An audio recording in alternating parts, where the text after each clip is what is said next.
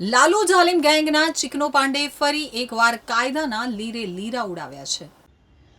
સુરતના કુખ્યાત ગુનેગાર અને લાલુ જાલિમ ગેંગના સભ્ય આશિષ ઉર્ફે ચિકનો પાંડે ફરી એકવાર કાયદાના લીરે લીરા ઉડાવ્યા છે.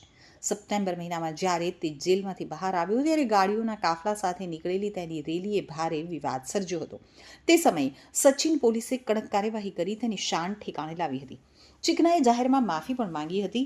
જો કે આ માફી માત્ર દેખાવ પૂરતી હોય તેમ લાગી રહ્યું છે, કારણ કે 5 મહિના પૂરા થયા તે પહેલાં જ તેણે ફરી સોશિયલ મીડિયા ઉપર પોતાની દાદાગીરી પ્રદર્શિત કરતો વિડીયો મૂક્યો છે.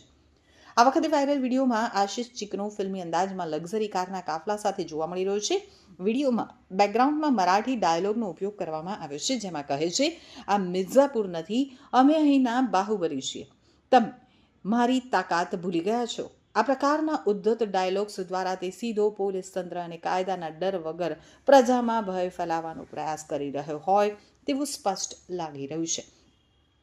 મળતી માહિતી મુજબ આશિષ ચિકનાનો આ ગાડીઓનો કાફલો શહેર સચિન, ઉધના અને ખટોદરા જેવા વિસ્તારોમાંથી પસાર થયો હતો. અગાઉ પણ સચિન પોલીસે આ જ પ્રકારના વર્તન બદલ તેની ધરપકડ કરી હતી, છતાં તેની ગુનાહિત માનસિકતામાં કોઈ સુધારો જણાયો નથી. હાલમાં વિડીયો સોશિયલ મીડિયા ઉપર વાયુ વેગે પ્રસરતા સુરત પોલીસ સફાળી જાગી છે. ઉચ્ચ અધિકારીઓના આદેશ બાદ પોલીસે આ મામલે ગંભીરતા દાખવી છે અને ચિકના વિરુદ્ધ ફરીથી કડક કાયદાકીય કાર્યવાહી કરવાની તજવીજ હાથ ધરી છે.